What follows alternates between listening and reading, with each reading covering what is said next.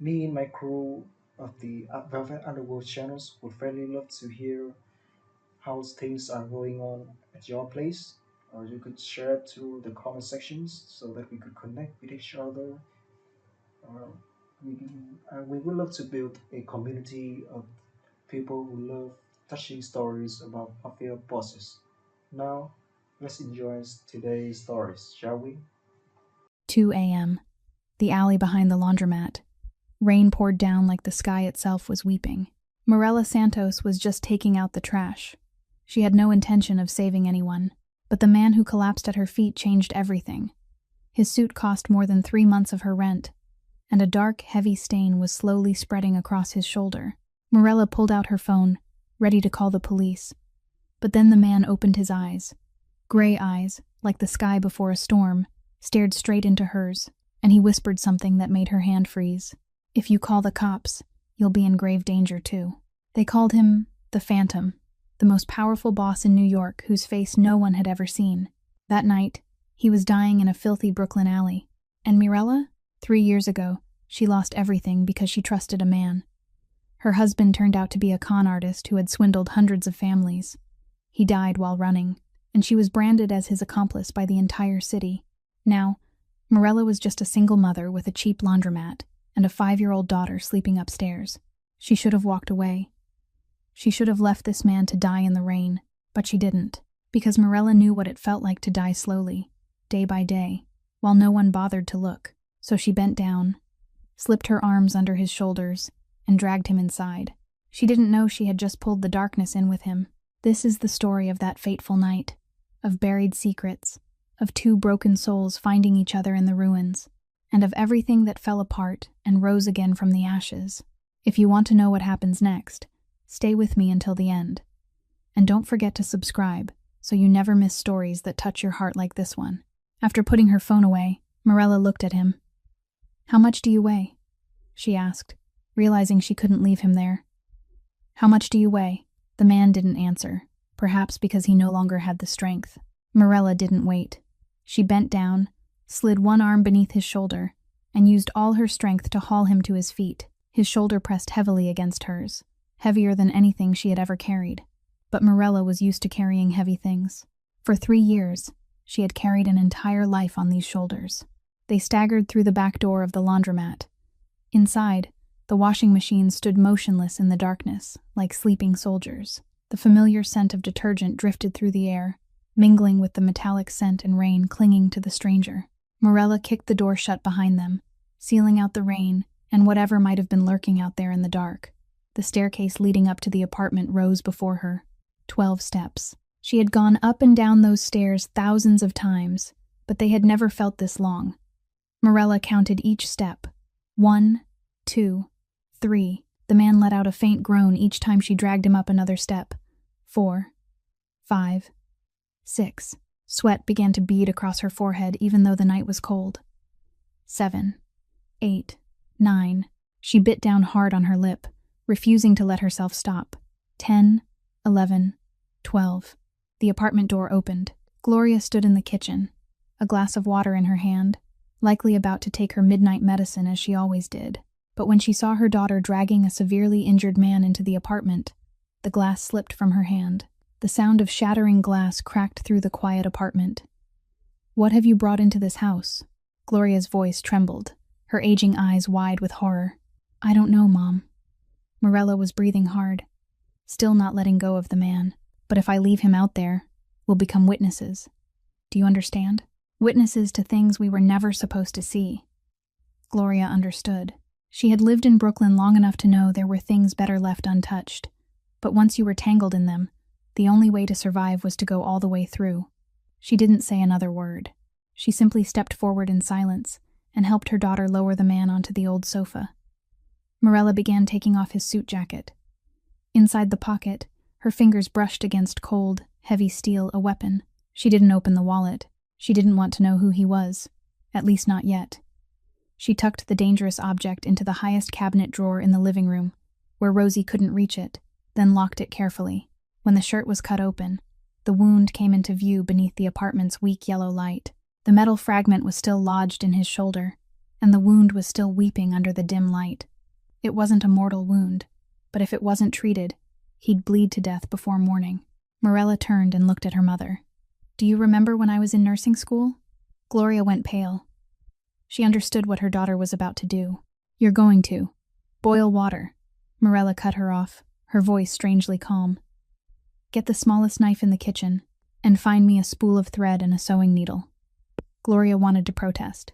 She wanted to say this was madness, that they should call an ambulance, that her daughter wasn't a doctor. But when she looked into Morella's eyes, she knew no words would stop her. She had seen that look before, 3 years ago, when Morella stood in the wreckage of her marriage and declared that she wouldn't fall apart. The eyes of someone who had lost everything and had nothing left to fear. Gloria quietly turned and walked into the kitchen. Morella looked down at the unconscious man on the sofa. She didn't know who he was.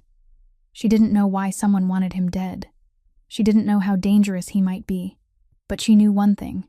If she left him there to die, she wouldn't be any different from the people who had abandoned her 3 years earlier, the neighbors who turned their backs, the friends who cut off contact, the people who passed right by her without even a nod. She knew what it meant to be forsaken by the whole world, and she didn't want to become part of that world. So tonight, in the tiny apartment above the cheap laundromat, Morella Santos would save the life of a man she had never met, even if it turned out to be the greatest mistake of her life.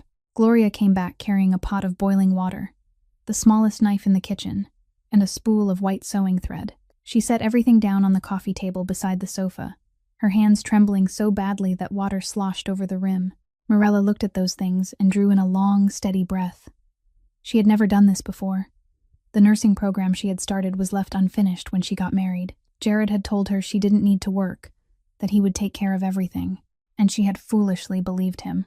But even though she had never finished the program, Morella still remembered the basics. She had watched enough online videos during sleepless nights. She had read enough books through those endless days when there was no one to talk to. The knowledge was there, tucked away in her mind, waiting for the day it would be needed. Perhaps tonight was that day. She dipped the knife into the boiling water and left it there for several minutes until it was completely clean. Then she took it out and waited for it to cool a little. Gloria stood beside her with a flashlight in her hand, shining the beam down onto the wound in the man's shoulder. The light wavered with the trembling of her hand. "You have to hold it steady, Mom," Morella said, her voice calmer than she would have thought possible. "I need to see clearly." Gloria nodded and tried to bring her aging hands under control. The man was still unconscious, but when the cool blade touched his skin, his whole body tensed in a natural reflex.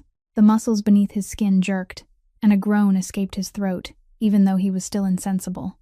"Hold him down," Morella said to her mother. Gloria set the flashlight aside and used both hands to press down on the man's shoulder. She was small and old and frail, but in that moment, she found strength somewhere deep inside herself.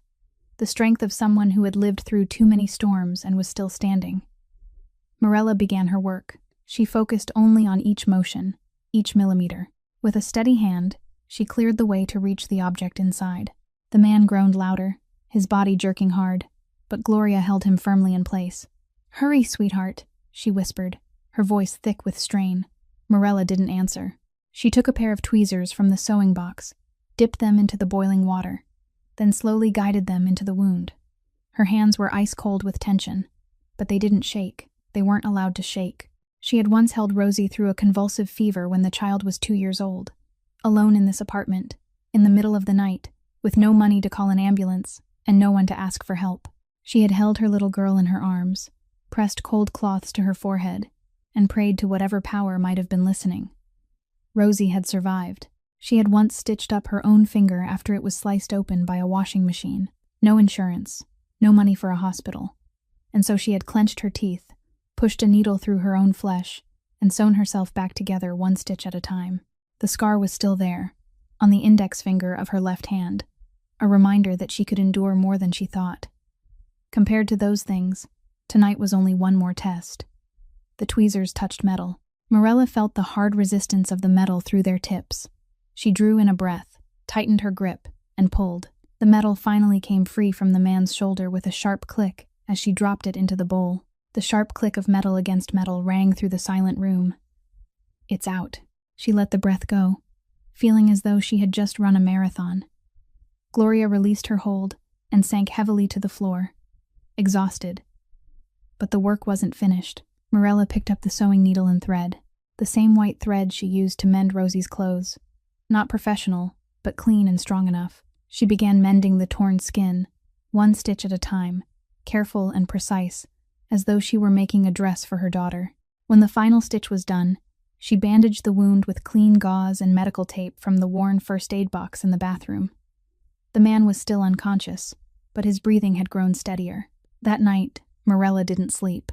She sat in the armchair across from the sofa, her eyes never leaving the man's chest. She counted each breath he took as though it were the measure of both their survival. If he died, everything she had just done would become meaningless. If he died, she would have to explain to the police why there was a corpse on the sofa in her home. But he didn't die. At 4 o'clock in the morning, he began to burn with fever. His body turned blazing hot beneath the blanket, sweat breaking across his forehead in heavy beads. Morella laid cool cloths on his forehead, changing them again and again each time they turned warm. At 5 o'clock in the morning, he began to ramble in delirium. His lips formed broken, unclear words, but Morella caught one name. Phoebe. Don't. I'm sorry. Phoebe. She stored the name away in her mind. Someone important to him. Someone who made him beg forgiveness even in delirium. She didn't know who Phoebe was. Perhaps a lover. Perhaps a wife.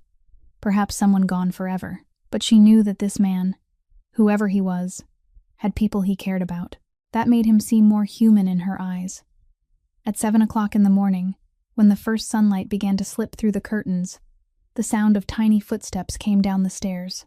Morella turned and saw Rosie standing on the final step, eyes round and wide, clutching Mr. Hops tightly in her arms. "Mommy, what are you doing?"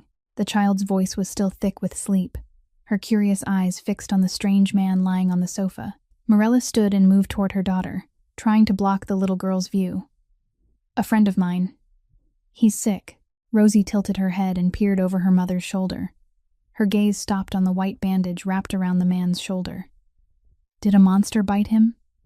Morella hesitated for a second. Then she nodded. "Yes, something like that."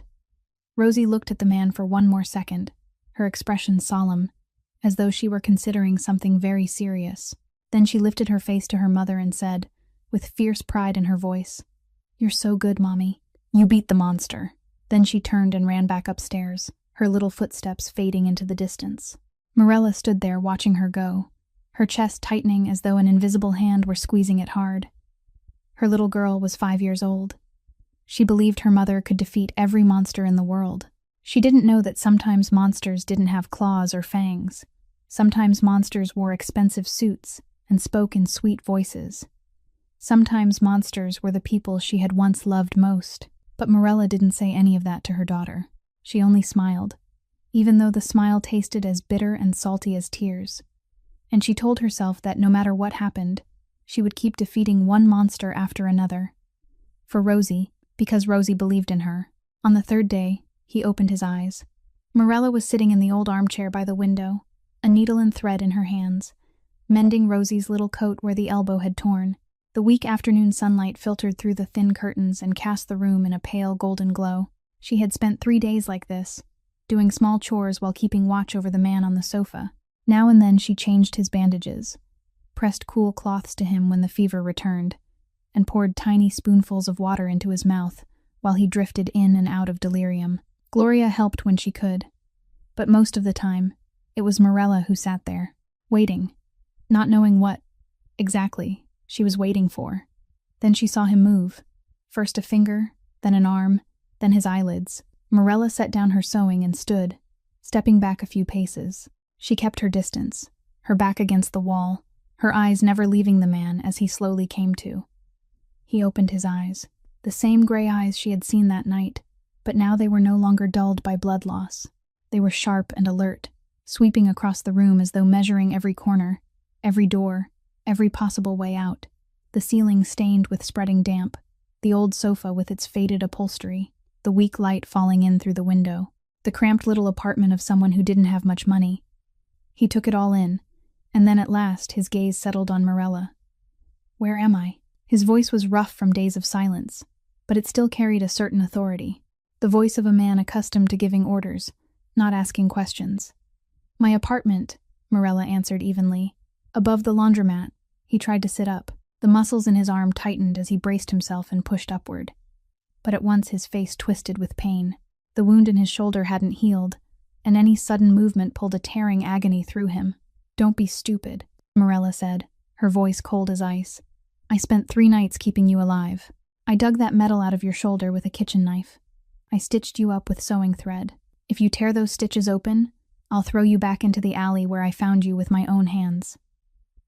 He stopped, not because he was afraid, and Morella could see that clearly, but because he was curious. For the first time, she saw something like interest flicker in those cold gray eyes. He looked at her as though he were seeing something unexpected, a piece that didn't fit the picture he had already formed in his mind. Why did you save me? It was a simple question, but Morella knew there was nothing simple about it. He was assessing her, trying to understand her motive, looking for weakness or a hidden purpose. She had seen that look before, in Jared, in people who calculated everything. Because you said if I called the police, they'd kill me too, she answered bluntly. You could have walked away, he said. Left me there to die. No one would have known you saw anything. I have a 5-year-old daughter asleep upstairs. Morella stepped forward once, her eyes hardening. Walking away would have meant leaving you to die right outside my door. Then the next morning someone would have found your body. Then the police would have come. Then they'd ask me why I didn't help, why I didn't call, why I didn't do anything at all. And do you know what they'd find? She paused and drew in a breath. They'd find a woman the whole city once called the accomplice of a con man. They'd find old scandal, old articles, old accusations. And they'd decide I had something to do with your death, no matter what I did or didn't do. She let the breath out, as though she had just set down a burden. I'm tired. Do you understand? I'm tired of explaining who I am. I'm tired of proving I'm innocent. I just want peace. Silence. The room sank into a heavy stillness. Then he spoke, his voice lower than before. You're intelligent. I survived, Morella replied. That's not the same thing. The kitchen door opened. Gloria came in carrying a bowl of steaming porridge. She moved slowly, with the caution of someone approaching a wild animal, but her face remained calm. She set the bowl down on the small table beside the sofa, then looked at the man with the eyes of an old woman who had seen too much in this world. Eat, she said, her voice firm but not unkind. No one starves in my house. The man looked at the bowl, then at Gloria, then at Morella. Something passed through his eyes, something Morella couldn't read. Then he reached for the spoon. What's your name? Gloria asked, still standing there, watching him. He hesitated for a second. Only a second. But Morella noticed. He was deciding whether to tell the truth or lie. Then he answered, Zephyr. Strange name, Gloria remarked. My parents were strange people, he said, with no emotion in his voice, as though he were commenting on the weather. Morella leaned against the wall and watched him eat. His hand was still weak from blood loss and days without food, but the way he held the spoon revealed something. Every movement was precise, economical, never more than necessary and never less. The way of someone accustomed to control. The way of someone trained never to waste anything, not even the smallest motion. This wasn't an ordinary man. Morella had known that from the moment she saw the expensive suit stained and ruined in the dark alley. She had known it when she heard his warning about men monitoring police frequencies. She had known it when she looked into those cold gray eyes mapping the room as though committing it to memory. This was a dangerous man, but he hadn't done anything yet to make her afraid. Not yet. After Zephyr grew strong enough to sit up on his own and walk a few steps, Morella made a decision. She couldn't keep him in the apartment where Rosie lived. The little girl had asked several times about the man who had been bitten by a monster, and Morella didn't want her daughter having any more contact with a man she still didn't truly know. So she moved him downstairs to the storage room behind the laundromat. The small cramped room sat at the end of the hallway, beyond the rows of washers and dryers. It was where she kept boxes of detergent, fabric softener, and old things that were no longer used. There was an old folding bed that she pulled out from the corner, a thin blanket, and a small window that looked out onto the alley. It wasn't comfortable, but it was enough for someone to recover. Zephyr didn't complain. He only looked around the room, gave a single nod, and sat down on the bed, as though he were used to staying in places far worse than this. The first week passed in silence. Morella brought him food twice a day. In the morning before she opened the shop, and at night after she closed it. She set the tray in front of the door, knocked twice, and walked away. Sometimes she lingered outside for a few seconds, listening. Footsteps, the tray being lifted, the spoon touching the bowl. Sounds that told her he was still alive, still eating, still existing inside that small storage room. Now and then, they spoke through the locked door. "How's the wound?" "Healing. Do you need anything?" "No." That was all. The entire sum of their conversations. No names, no history, no explanations. Just brief questions and even briefer answers. Gloria began to worry. One evening, after Rosie had fallen fast asleep, she pulled Morella into the kitchen and whispered, "You're keeping him like a prisoner. He's a stranger." "Mom," Morella answered, her voice tired. "I don't know who he is. I don't know what he does. I don't know who's trying to kill him or why. I only know I can't trust someone I know nothing about. But he doesn't seem bad," Gloria said softly. "He's polite. He eats neatly. He never asks for anything unreasonable." Morella stopped washing dishes and looked at her mother with eyes worn hard by too much disappointment. "My husband didn't seem bad either." Just one sentence. But it landed with the weight of 1,000. Gloria fell silent. She knew how dearly her daughter had paid for trusting the wrong person. She had no right to ask Morella to open her heart one more time. In the second week, things began to change. Morella was standing behind the counter, folding a stack of freshly washed clothes for a customer, when she heard a strange sound coming from the back of the shop, the sound of things being moved, cardboard boxes brushing against each other. Light footsteps, steady and deliberate. She walked toward the storage room, her heart beating a little faster. When she opened the door, the lunch tray in her hands, she stopped short. The storage room was no longer the mess it had been before. The boxes of detergent had been arranged neatly by size along the wall. The old items had been sorted and stacked in the corner. The floor had been swept clean. No trace left of the thin layer of dust that had built up over months. Even the small window had been wiped down, letting more of the afternoon light spill inside. Zephyr stood by that window with his back to her, looking out into the alley. He was wearing an old shirt Gloria had found in a pile of donated clothes, and loose khaki pants that hung on him. He was still lean from the blood loss and the days without proper food, but far stronger than he had been on the night she found him. "What are you doing?" Morella asked, setting the lunch tray on the small table. Zephyr turned to look at her, his gray eyes as unreadable as ever. "I'm not used to sitting still." It was a simple answer, but it revealed a great deal. He was a man of action, not someone who waited. He needed control over the world around him, even if that world was nothing more than a tiny storage room. He couldn't bear uselessness. Morella understood that feeling. She couldn't bear sitting still either. "When are you leaving?" she asked plainly. Zephyr was silent for a moment. Then he said, his voice low, "When it's safe for you." Morella frowned. "Safe for me? I thought you were the one being hunted." "I am." He nodded. "Those people are still looking for me. They haven't given up. If I leave here right now, they may track me. And if they track me, they'll know where I've been for the past 2 weeks." He turned and looked at her, his expression serious. "They'll come here. They'll ask what you saw, and they won't believe you when you say you know nothing." Morella felt a chill run down her spine. She had thought that once Zephyr left, everything would end. She had thought all she had to do was wait for him to recover, and then he would disappear, and her life would return to normal. But it turned out it wasn't that simple. She had brought darkness into her home, and darkness didn't leave easily. She looked at him carefully, and for the first time, she saw something different in those gray eyes. Not danger, not calculation, but weariness, deep and old. The look of someone who had been running too long, fighting too much, and losing too many things.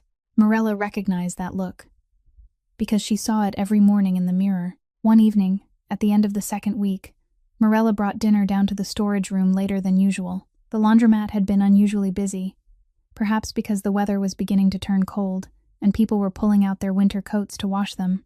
She had been running the machines non-stop from morning until night, folding one pile of clothes after another, dealing with difficult customers, and still having to steal moments to run upstairs and check whether Rosie had fallen asleep. By the time she looked at the clock, it was already 10 o'clock at night. Zephyr's dinner tray had gone completely cold long ago. She reheated it in the microwave, then carried it down the back stairs, passing the washing machine standing silent in the darkness. The shop was closed now, and only the dim hallway light showed her the way. When she opened the storage room door, she stopped. Zephyr was sitting on the folding bed, his back against the wall, his eyes fixed on something in his hand. He didn't look up when she came in. He didn't react at all, as though he hadn't even noticed her presence. Morella set the tray down on the table, carefully, so she wouldn't make a sound. Then she looked more closely at what Zephyr was holding. A photograph. Small, old, with all four corners worn soft. It was a picture of a little girl about 12 years old, black hair falling to her shoulders, a wide grin revealing the gap of a missing front tooth, eyes sparkling with the pure joy of childhood. In her hands, she held a white stuffed rabbit, hugging it as though it were the most precious treasure in the world. Morella looked at the photograph, then looked at Zephyr, and she saw something she had never seen in this man before. Those cold gray eyes were no longer cold. They were wet, not with tears exactly, but wet, as though something inside him were breaking apart, and he was trying with everything he had to hold it together. "Your daughter?" Morella asked softly. Zephyr shook his head. His voice came out rough, like gravel grinding against stone. "My sister." "Your sister?" Morella pulled an old plastic chair closer and sat down across from him. "She looks so young." "This picture was taken when she was 12, Zephyr said, his eyes never leaving the photograph. "That summer I bought her that stuffed rabbit at a fair. She slept with it every night for a whole year." Morella said nothing, letting him speak. She knew that sometimes people needed to talk, needed someone to listen, even if the listener couldn't understand everything and didn't need to understand everything. "So now she began, then stopped when she realized the question might be too intrusive. But Zephyr answered anyway, his voice like wind passing over a graveyard. "She's gone." 4 words, only 4. But they carried the weight of the whole world. A heavy silence settled over the little storage room. Morella didn't ask anything more. She knew what it meant to have wounds that shouldn't be touched. She had wounds of her own, things she never wanted anyone to reopen. The pain of discovering that her husband was a con man, the humiliation of being branded by the whole city as his accomplice. The night spent crying alone in the dark, asking herself what she had done wrong. No one had the right to demand that she retell those things, and she had no right to demand that Zephyr tell her about his sister. She stood and pushed the tray of food toward him. "Eat. It's cold, but it's still good." Zephyr folded the photograph carefully, as though he were handling some priceless antique, then slipped it into his shirt pocket over his chest. He didn't touch the food. He just sat there, staring into nothing. Morella started toward the door, then stopped. There was something she needed to say. "I won't ask who you are," she said firmly. "I don't need to know what you do, why someone wants you dead, or what you've done in the past. That's your business, not mine." Zephyr lifted his head and looked at her. For the first time that night, those gray eyes focused fully on her. "But if you're going to stay here any longer, even one more day, there is one rule." Morella stepped closer and looked straight into his eyes. "Never let my daughter be in danger. Don't let anything from your world touch her. If you can't do that, I will hand you over myself to whoever is looking for you, no matter what that means." She meant it. This wasn't an empty threat. She would do it if she had to. Zephyr looked at her for a long moment. Then he nodded, slowly. "I'd rather die than let a child be harmed," he said, his voice low and steady. It wasn't a promise. Promises can be broken. This was an oath. Morella could hear that in his voice. She could hear the truth in every word, and for reasons she couldn't quite explain, she believed him. She nodded, then turned and walked toward the door, but when her hand touched the doorknob, she stopped. "Your sister," she said, without turning back. "What was her name?" The silence stretched on, long enough that Morella thought he might never answer. Then his voice came, soft and distant, as though he were speaking to someone who wasn't there. "Phoebe." Morella didn't say anything else. She opened the door, stepped outside, and closed it behind her. Her footsteps echoed through the dark hallway, but her mind was full of thoughts. Phoebe, the little girl in the picture with the gap-toothed smile and the stuffed rabbit, the one Zephyr had called for in delirium on that first night, the one he had apologized to in his dreams. Morella didn't know what had happened to Phoebe. She didn't know who Zephyr was, what he did for a living, or why someone wanted him dead. But she knew one thing. After tonight, The man in the storage room was no longer entirely a stranger. He had a past. He had loss. He had pain. Just like her, Morella was standing behind the counter, folding a stack of towels fresh from the dryer, when the bell over the shop door rang. She looked up and smiled automatically in greeting, but the smile froze on her lips when she saw the man who had just walked in. He looked to be around 40, tall, dressed in a perfectly tailored gray suit, with leather shoes polished so brightly they could have served as mirrors. Everything about him radiated expense and power, utterly out of place in the small laundromat on a Brooklyn street corner. But what sent a chill through Morella had nothing to do with his clothes. It was the smile, broad, polite, but never reaching his eyes. Those eyes were cold as ice, sweeping across the shop as though they were taking inventory of every corner, every shadowed space, every smallest detail. "Good afternoon," he said, his voice gentle and impeccably courteous. "I'm looking for a friend." Morella rested her hand on the counter, keeping her face calm even though her heart had begun to beat faster than usual. "This is a laundromat, sir, not a missing persons office." "Ah, yes, I know that." He stepped closer to the counter, leaning against the glass with an ease that made it seem as though he owned the place. "But my friend may have wandered into this neighborhood about 3 weeks ago, on a very rainy night." 3 weeks ago, a rainy night. Morella's heart stumbled once, but her face didn't change at all. 3 years spent living with a con man had taught her how to stay calm while everything collapsed inside. 3 weeks ago, I was asleep, sir, she answered evenly. "The shop closes at 9 o'clock at night. After that, I don't know what happens outside." "Really?" He tilted his head, his cold eyes narrowing. "How strange. I heard someone saw the lights on here at 2 o'clock in the morning that night." Morella felt as though someone had just poured a bucket of ice water down the back of her neck, but she didn't allow herself to flinch. "Who told you that?" "Mrs. Porter," he said, the smile still fixed on his face. "Your landlady. She lives on the top floor, doesn't she? She said she saw the lights on in the shop at 2 o'clock in the morning, and shadows moving around inside." "Mrs. Porter." Morella cursed her in silence. The 60-year-old landlady with owl eyes and a nose forever buried in other people's business. The woman had hated Morella from the first day, from the moment she learned she was the wife of a con man. She must have taken real pleasure in telling this man everything she had seen. "I was awake because my daughter was crying in the night," Morella replied, her voice still level. "She's only 5 years old. She has nightmares sometimes. I had to go down to the kitchen to get her some milk. It had nothing to do with your friend." The man looked at her, for a long time, measuring every line of her face, every tiny movement in her eyes, every breath she took.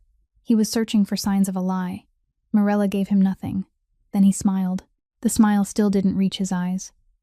"All right," he said, pulling a small business card from his pocket and setting it down on the counter. The card was black, with only a phone number printed on it in silver ink.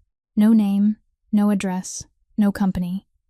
"If you remember anything, or if you happen to come across my friend, call this number," he said.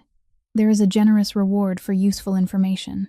He tapped his finger against the counter twice, then turned and walked out. The bell rang again when he pushed open the door, and then he disappeared into the flow of people on the Brooklyn sidewalk, as though he had never been there at all. Morella stood there, staring at the black card on the counter, her heart still pounding hard. She waited. 1 minute, 2, 5. She looked through the glass, making sure the man was truly gone and not coming back. Then she locked the shop door, flipped the sign to closed, and ran down to the storage room in the back. She shoved the door open. Zephyr was already standing in the middle of the room, his back straight, his shoulders tight, like a panther ready to spring. He had heard everything. The storage room had a vent that opened up into the shop, and Morella suddenly realized he could hear everything that happened upstairs. "Someone came looking for you," she said, her breathing still uneven. "I know," Zephyr answered, his voice low and tense. "Ashford's people." "Who's Ashford?" "The man who wants me dead." He said it simply, as though he were talking about the weather. "Then you need to leave," Morella said. "Right now, before he comes back with more people. If I leave now, they'll follow me." Zephyr shook his head. "They'll know I've been here. They'll come back and ask where you've been hiding me, how you've helped me, what we've said to each other, and they won't ask politely." "Then I'll deal with it," Morella said, her voice hard. "I've dealt with enough already." Zephyr looked at her. His eyes were no longer as cold as they had once been. There was something like worry in them. "You don't understand," he said, his voice dropping lower. "These aren't police. They aren't reporters or lawyers. These are people who'll do anything to get what they want. Anything." A strained silence filled the room. Morella thought of Rosie upstairs with Gloria, thought of her little girl's smile, thought of that bright laugh every morning when Rosie came running down the stairs and threw her arms around her legs. If those people came here, if they hurt her little girl, she would never forgive herself. "Give me 1 more week," Zephyr said, and his voice carried more urgency than she had ever heard from him. "I'll contact my people. I'll find a way to get out safely, without leaving any trail that leads back to you." Morella looked at him, looked into the gray eyes fixed on her with something she had never seen in this man before. Concern. Not for himself. For her. It was the first time she had seen him admit that he might be wrong, that staying here could put her in danger, that he wasn't in control of everything. 1 week, she said, her voice cold and final. "After that, you leave. Safe or not." Zephyr nodded. "All right." That night, after Rosie had fallen fast asleep and Gloria had withdrawn to her room, Morella made 2 cups of coffee and carried them down to the storage room. She didn't bring them because she wanted conversation, or because she felt close to the man hiding in her laundromat. She brought them because after what had happened that afternoon, she needed to know. She needed to know who she was hiding, what kind of man she was risking her own life and her daughter's life for. If danger was coming for her, then at the very least, she had to understand where that danger came from. Zephyr was sitting on the bed, his back against the wall, his eyes fixed on nothing. When Morella walked in, he lifted his head, and those gray eyes swept over the 2 cups of coffee in her hands with faint surprise. She set 1 cup on the small table beside his bed, then sat down in the plastic chair across from him, cradling the other in her hands. "Who are you, Zephyr?" she asked directly, without circling around it. "Who are you really?" He looked at her, for a long time. Those gray eyes moved across her face as though he were measuring her, weighing her, deciding whether she could be trusted. Morella didn't look away. She had long since passed the age of being frightened by looks like that. Then Zephyr let out a breath, as though he had just made an important decision. "My father built an empire," he began, his voice low and distant, as though he were speaking of another life. "He came to America when he was 20 years old, without a penny in his pocket. No degree, no family, no English. 30 years later, he was one of the most powerful men in New York." "Powerful in what way?" Morella asked, though she already suspected the answer. "The kind of power no one wants to name out loud," Zephyr replied, his eyes resting on the coffee cup as though he were looking straight through it. "The kind people only whisper about in the dark. The kind where, if you heard my father's name, you'd know better than to ask any more questions." Morella understood. She had lived in Brooklyn long enough to know that there were forces moving alongside the ordinary world, people who held power the law could never touch. She didn't ask for details. She didn't need to know what Zephyr's father did, what he controlled, or how many people answered to him. She only needed to know enough to understand whose war she had stepped into. 10 years ago, my father was betrayed by his most trusted associate, Zephyr continued, and his voice dropped lower, heavier. Gerald Ashford, the man my father treated like a brother, the man who had been beside him from the very beginning, from the days when he had nothing. He ate at our table, slept under our roof, swore loyalty until his last breath. He stopped, his hand tightening into a fist. But Ashford wanted everything for himself. He didn't want to be second. He wanted the top, so he hired men to take my father out. "And your sister?" Morella asked softly, remembering the photograph of the little girl with the stuffed rabbit. Zephyr was silent for a long while. When he spoke, his voice caught, as though each word were being dragged out of a wound that had never healed. "Phoebe was taken in the chaos that night. Ashford knew my father loved her most, so he thought she'd be the perfect bargaining chip. If he had Phoebe, he could force my father to surrender, force me to stay still." He looked down at his hands, his fingers trembling faintly. "I found the place where they were keeping her. I went there with everything I had, with everyone I trusted. I thought I'd save her. I thought I'd bring her home safe. And?" Morella asked, though she already knew this wouldn't end in mercy. "And I was too late," Zephyr said, his voice breaking like glass. "Phoebe tried to escape when she heard me coming. She ran, She fell. She was hurt badly. When I found her, she was lying there, badly hurt and pale, but she still smiled when she saw me. He closed his eyes, as though he were seeing it all again right in front of him. She was in my arms, looking at me, and she said, "You came." Then she closed her eyes. Then she was gone, right there in my arms. A heavy silence settled over the room. Morella said nothing.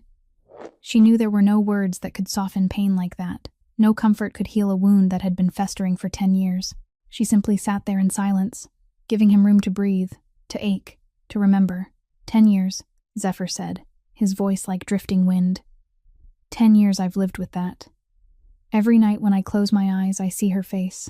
Every morning when I wake up, I ask myself whether she'd still be alive if I had been 10 minutes faster. If I had made a different decision, would she still be here with me? It wasn't your fault, Morella said gently, but with certainty. You did everything you could. I was her brother, Zephyr answered, his voice hardening. It was my job to protect her. That was the one thing I was supposed to do. And I failed. Morella looked down at the coffee in her hands. She thought of Rosie asleep upstairs, thought of the nights she had stayed awake worrying over her, thought of the terror of losing her that had haunted her for 3 years. She understood that feeling, the feeling of having to protect someone at any cost, and the unbearable pain if you failed. Then, she made a decision. If he had opened himself to her, then she would do the same. My husband's name was Jared, she began, her voice steady, as though she were speaking about someone else's life. He was charming, clever, always knew exactly what to say to make people hear what they wanted to hear. I met him when I was 23, and I thought I was the luckiest woman in the world. I loved him. I trusted him. I had a child with him. She stopped and swallowed. Then one day, the FBI knocked on my door. They told me my husband was a con man.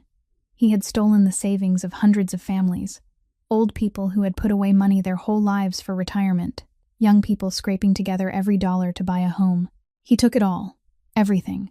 Then he ran when it all came apart, and he never came back. And you? Zephyr asked, his voice gentler than she had ever heard it. And the whole world called me his accomplice, Morella said with a laugh that carried no joy at all. The newspapers plastered my picture everywhere. Social media dug up everything about me, from my high school photographs to the place where I worked. My company fired me. My friends cut ties. People threw rocks through my windows, wrote curses on my walls. For 3 years, I've lived like a criminal for a crime I didn't commit. You're not a criminal, Zephyr said, his voice firm. I know, Morella replied, but that doesn't matter when the whole world has already decided who you are. They looked at each other. 2 people from completely different worlds. A powerful man being hunted, a single mother trying to survive. But in that moment, they weren't different at all. Both carried wounds no one could see. Both lived with guilt they had laid on their own shoulders. Both were alone in the middle of the crowd. You're not a monster either, Morella said. At least not entirely.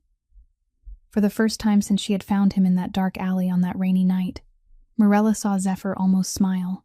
It was only the slightest lift at the corner of his mouth, but it was enough to change his whole face. It made him look younger, more human, and in that moment, in the dusty storage room beneath the dim yellow light, 2 strangers were no longer strangers at all. In the 4th week, Morella had to break her own rule. Gloria came down with a bad cold, probably from too many late nights spent worrying and the Brooklyn weather turning colder. She was bedridden, coughing without stop, burning with such a high fever that she couldn't even stand. Normally, Gloria was the one who watched Rosie while Morella worked downstairs in the laundromat, but today, she couldn't do anything except lie there and try to recover. Morella stood in the middle of the apartment, looking at her mother lying half delirious in bed, looking at Rosie sitting on the floor playing with Mr. Hops, and looking at the pile of customers' laundry waiting downstairs to be washed. She couldn't close the shop. Every dollar mattered. Rent, utilities, food, medicine for her mother. All of it was pressing down on her shoulders. One day without opening could mean not having enough money to pay the bills at the end of the month. But she also couldn't leave Rosie alone with her grandmother, so sick she could barely move. She can stay with me. Zephyr's voice came from the staircase. He was standing there, probably having come up to see what was wrong when no one had brought his breakfast down as usual. Morella looked at him as though he had just grown a second head. Are you insane? I won't hurt her, Zephyr said, his voice calm, as though the suggestion were perfectly reasonable. You know that. You're a stranger. I can't leave my daughter alone with a stranger. You were a stranger to me once too, Zephyr replied, one corner of his mouth lifting slightly. And you still dug that object out of my shoulder with a kitchen knife and stitched me up with sewing thread. Morella wanted to argue. She wanted to say this was different, that Rosie was her daughter, that she couldn't take that risk. But she looked into Zephyr's eyes and remembered the oath he had given her that night. I'd rather die than let a child be harmed. She remembered the photograph of Phoebe, the little girl with the gap-toothed smile and the stuffed rabbit. She remembered the way Zephyr had looked at that picture, the way his voice had trembled when he spoke of his sister. A man who carried pain like that would never hurt a child. Morella had no other choice. She crouched down and spoke to Rosie in the gentlest voice she could manage. You stay with Uncle Zeph for a little while, all right? Mommy has to work downstairs. Grandma is sick, so she can't watch you today. Rosie lifted her head, her round eyes lighting up. The uncle who got bitten by the monster? Yes, that one. I want to stay with him. I'll protect him from the monster. Morella didn't know whether to laugh or cry. She led Rosie down to the storage room, sat her on the little chair, and handed her a box of crayons and a drawing pad. Then she turned to Zephyr with the sternest warning look she could muster. If anything happens to her... Nothing will happen, Zephyr said, his voice absolute. Morella ran back up to the shop, her heart pounding so hard it felt ready to burst from her chest. She opened the door, started the washing machines, and got to work. But her mind refused to settle. Every 10 minutes, she ran downstairs to check on them. The first time she went down, she saw Zephyr sitting still on the bed, his back straight, his eyes resting on Rosie. Rosie, meanwhile, was bent over her paper, busy drawing something, completely unaware of her mother's presence. Peaceful. Morella let out a breath of relief and went back upstairs to keep working. The second time she went down, everything had changed. Zephyr was no longer on the bed. He was sitting on the floor beside Rosie, holding a colored pencil in his hand. Rosie was pointing at the paper and saying something Morella couldn't quite hear. Zephyr nodded, then began to draw. Morella stood outside the door without stepping in, simply watching. The third time she went down, she heard a sound she had almost forgotten. Laughter. Rosie's clear, bright laughter echoed through the tiny storage room. And another sound, deeper, but still laughter. Zephyr's laughter. Morella stood outside the door, holding her breath as she listened. No, you drew it wrong.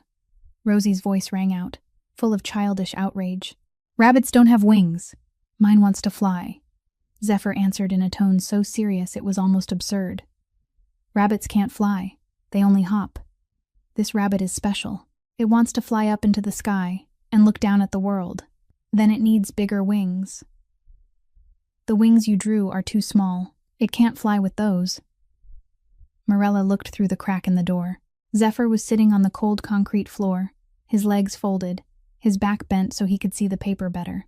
The most powerful boss in New York, the man the whole city feared, was sitting on the floor drawing winged rabbits for a 5-year-old girl, and he was laughing. Not his usual faint half-smile, but a real laugh that lit up those cold gray eyes. That evening, after Rosie had taken her bath and changed into her pajamas, Morella asked Zephyr, "Are you good with children?" He was silent for a while. Then he said, his voice as soft as wind, "I was good with Phoebe. When she was alive, I used to spend whole days playing with her.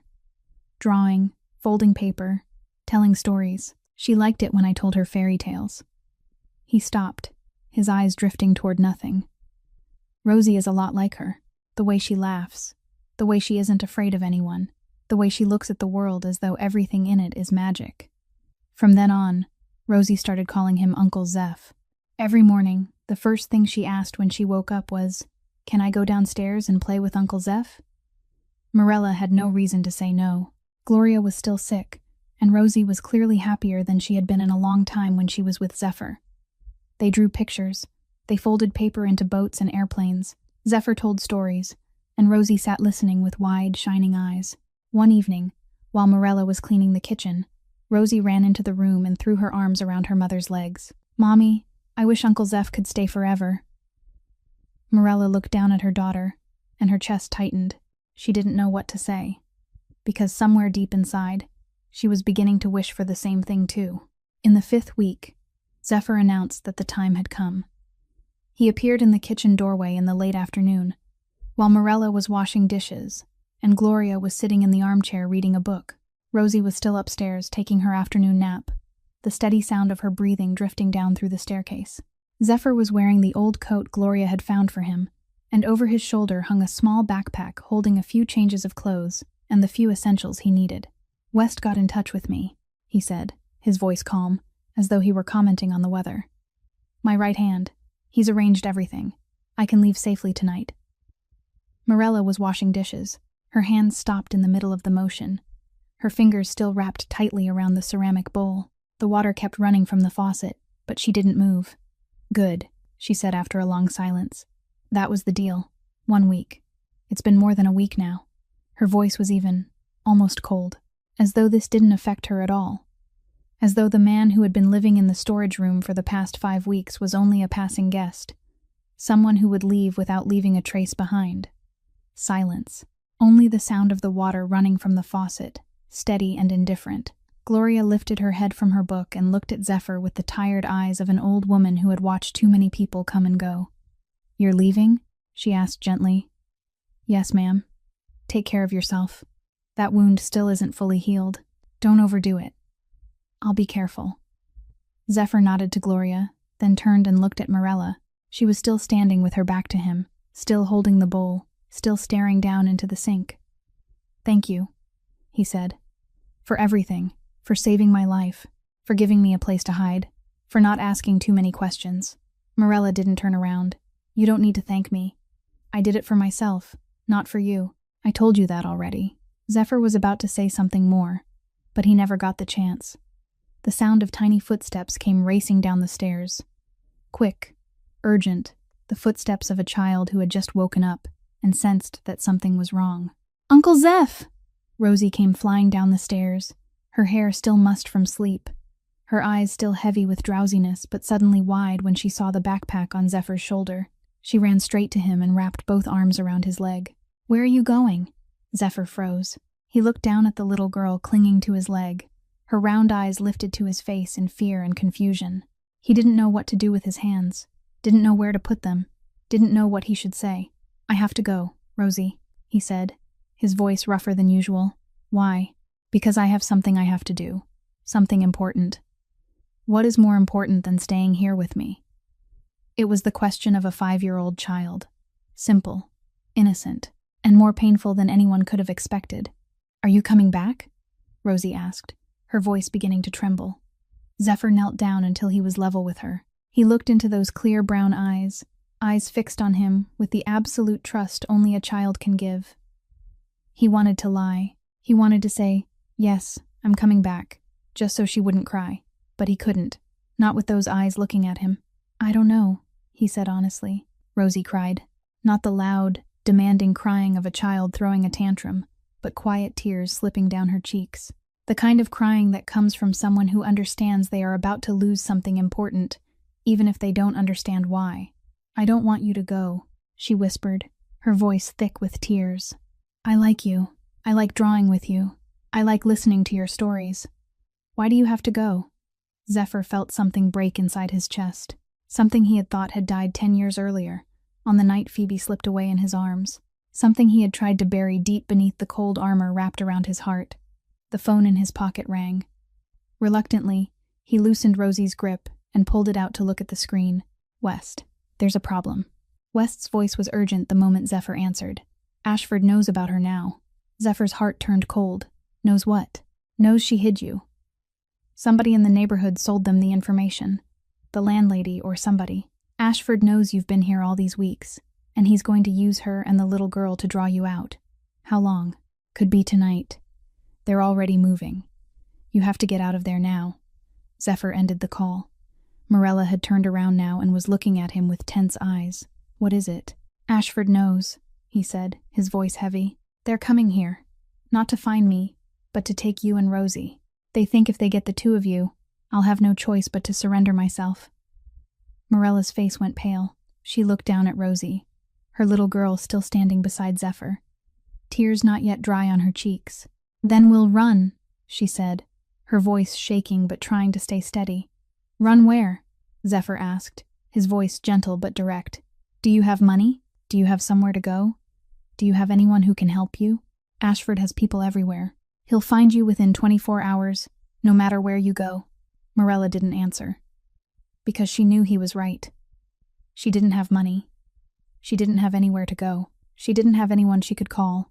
All she had was this small laundromat, this cramped apartment, and the two people she loved most in the world.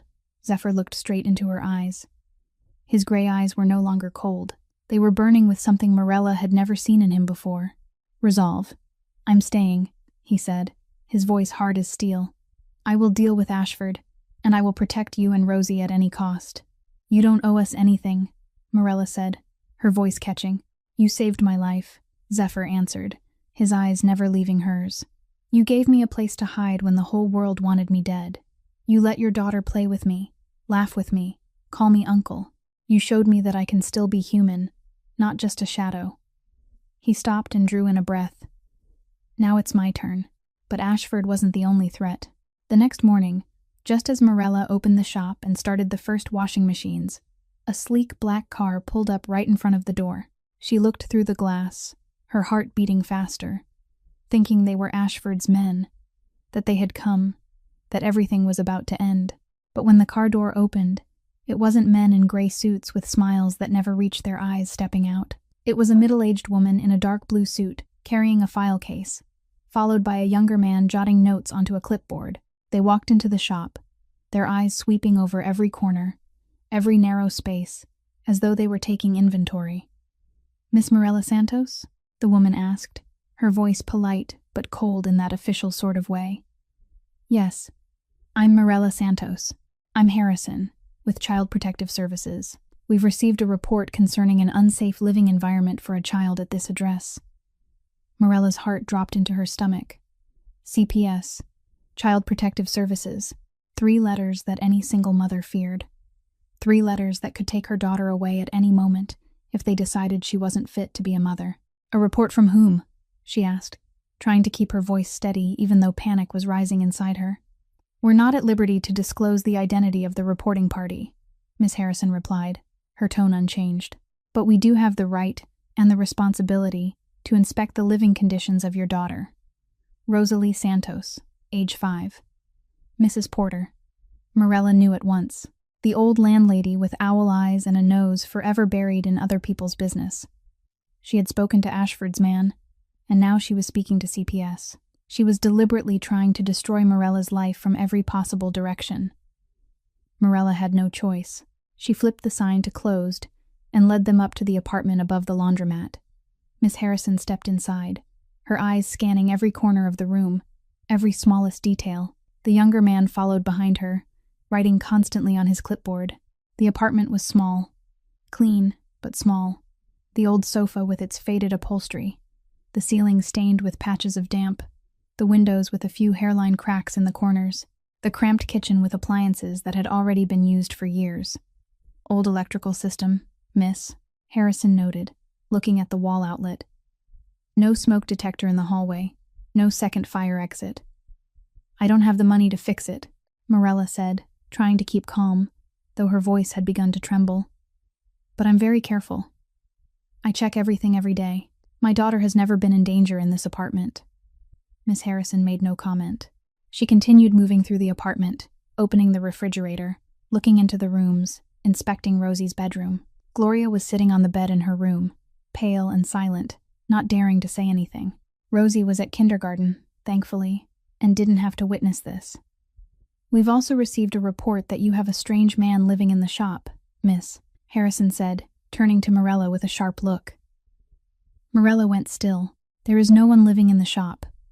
Mrs. Porter, your landlady, says otherwise. Miss Harrison turned a page in her file. She reports seeing you carry food down to the storage room behind the shop several times, at unusual hours. She reports seeing a man's silhouette moving around in that storage room. She also states that a strange man came asking about you a few days ago, and she's concerned that you may be involved in unlawful activity. He's a distant relative, Morella said quickly, trying to keep her voice even. He came to visit for a few days and then left. He was sick, so I let him stay in the storage room for a little while. He's not here anymore. Miss, Harrison looked at her for a long time, studying every line of her face, every tiny movement of her eyes, every breath she took. "Miss Santos, we will be investigating this matter further," she said, her voice cold as ice. "If we discover that you've lied, or if we discover that you've been harboring a dangerous person in your daughter's living environment, we have the right and the responsibility to place Rosalie in temporary care pending a custody hearing." Morella's world spun. It felt as though someone had punched her in the stomach and driven all the air from her lungs. "You can't take my daughter," she said, her voice catching. "I'm her mother. I've never harmed her. Everything I do for her. We can if we determine that the living environment is unsafe, Miss Tia," Harrison replied, completely unmoved. "We'll be returning for further inspection. In the meantime, I strongly advise you to address the safety issues we've documented and to make sure no suspicious individuals appear in your daughter's living environment." They left, leaving Morella standing in the middle of the apartment, her legs feeling as though they might give out beneath her. Gloria stepped out of her room, her face full of worry, but she couldn't find any words.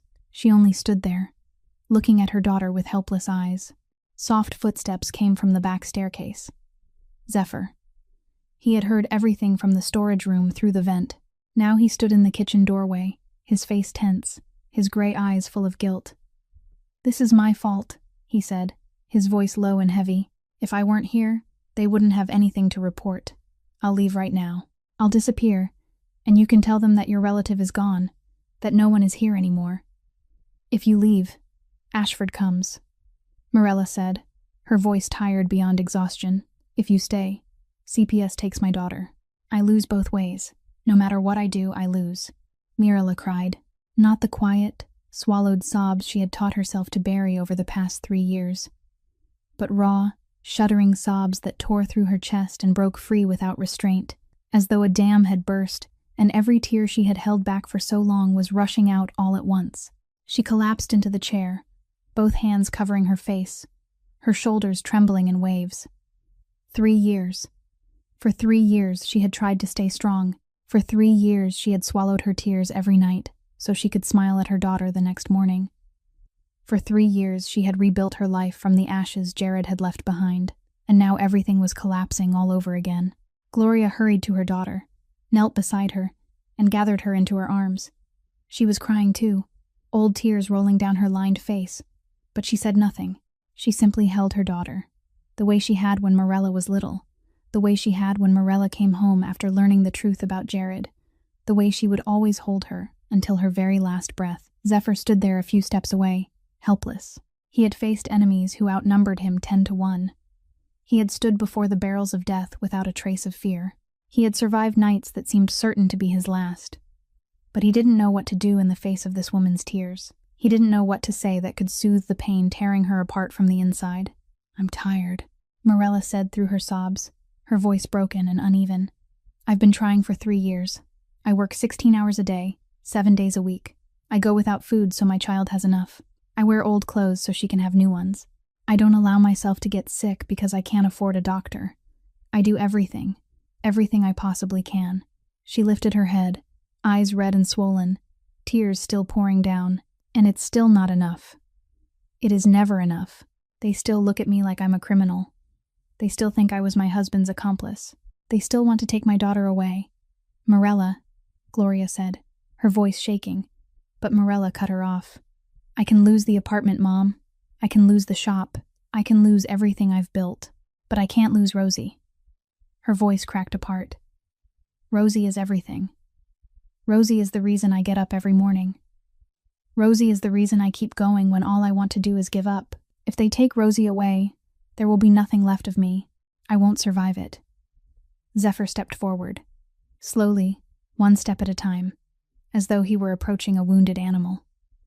He knelt down in front of Morella, bringing himself level with her eyes, and for the first time since they had met in that dark alley on the rainy night, he touched her, only his hand resting on hers, gentle and careful, as though he feared she might shatter if he used too much force. "They won't take Rosie," he said, his voice low and absolute. "I won't let that happen." Morella looked at him through her tears. "What can you do? You can't fight CPS. This is a government agency, not a gang you can threaten." "No, I can't fight them. Zephyr admitted. But I can find the truth. What truth? The truth about your husband. About Jared. He looked straight into her eyes, and those gray eyes were no longer cold but burning with something fierce. You said you're innocent. You said you knew nothing about what he was doing. But no one believes you because there is no proof. All you have is your word, and the word of a con man's wife means nothing in the eyes of the world. He paused, as though arranging his thoughts. But Jared didn't work alone. No con man runs an operation that large alone. He had to have partners, people helping him, people behind him. If I find that person, if I force him to say that you had absolutely nothing to do with the fraud, then you'll have proof that you're innocent. You won't be the criminal's wife anymore. You'll be a victim, just like everyone else Jared deceived. How will you find him? Morella asked, her voice still thick with tears, but now carrying the faintest flicker of hope. By going back into my world, Zephyr answered. I have sources, connections, ways of finding information the police and the FBI either can't or won't find. I will find the person behind Jared, and I will bring the truth back to you. Morella looked at him. The tears were still running down her cheeks, but she didn't wipe them away. She only stared into those gray eyes, watching her with something she didn't dare name. Why? She asked in a whisper. Why are you doing this for us? You don't owe us anything. You could walk away right now, go back to your world, and forget we ever existed. Zephyr was silent for a moment. Then he spoke, his voice light as wind, yet every word carried weight, because you looked at me like I was a human being. Not a boss, not a ghost, not a monster. Just a wounded man who needed help. You saved my life when you could have left me to die. You let me stay in your home when you could have called the police. You didn't ask what I had done. You only asked what I needed. He paused, his eyes turning toward the staircase, where Rosie was at school and would soon come home. And because of Rosie, because she looks at me as though I'm her uncle, not a dangerous man hiding from the world, because she laughs with me, plays with me, calls me Uncle Zeph, because she gave me a reason not to hate myself anymore. He rose to his feet and let go of her hand. I'll come back. With proof.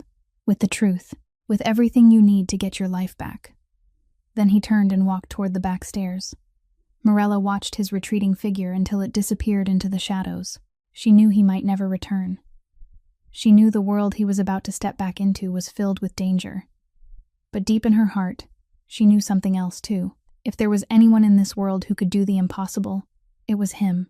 West was waiting in the black car parked at the far end of the alley behind the laundromat, the engine still running. The headlights kept off so they wouldn't draw attention.